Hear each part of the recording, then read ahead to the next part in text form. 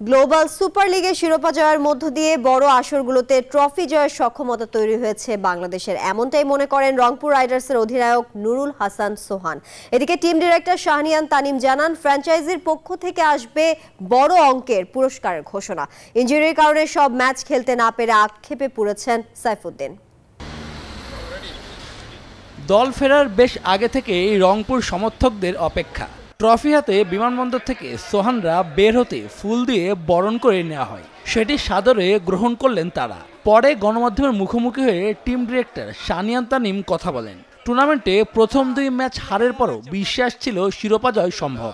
আমাদের জন্য তো এটা অনেক বড় ব্যাপার যে আমরা বিদেশে একটা ফ্র্যাঞ্চাইজ লিগ প্রথমবারের মতো বাংলাদেশের কোনো ফ্র্যাঞ্চাইজ খেলতে গিয়ে আমরা এসে জিতে আসতে পেরেছি। টুর্নামেন্টে আপস অ্যান্ড ডাউনস হয়েছে, but end of the day এটা চ্যাম্পিয়নশিপের খেলা এবং আমরা জিততে পেরে খুব হ্যাপি। তো ওদের জন্য বোনাস এখন পর্যন্ত ডিক্লেয়ার করা হয়েছে, প্লেয়াররা খুব শীঘ্রই বোনাস পেয়ে যাবে। ব্যাট হাতে পারফর্ম করতে না পারলেও ক্যাপ্টেন্সিতে মুগ্ধতা ছড়িয়েছেন সোহান। এই টুর্নামেন্টে বাংলাদেশের প্রতিনিধিত্ব করেছে রংপুর। এমন আসরে ট্রফি জয়ের মধ্য দিয়ে প্রমাণ হয়েছে বৈশ্বিক আসরে বাংলাদেশ পিছিয়ে নেই, বললেন রংপুরের অধিনায়ক। প্রশংসা করলেন টুর্নামেন্ট সেরা সৌম্য সরকারের।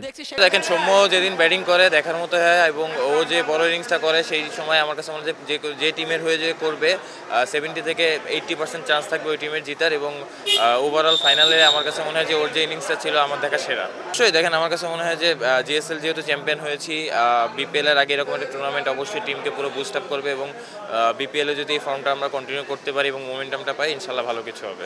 এদিকে ইনজুরির কারণে পুরো আসর খেলতে পারেননি সাইফুদ্দিন। মাঠের বাইরে বসেই আক্ষেপে পুড়েছেন।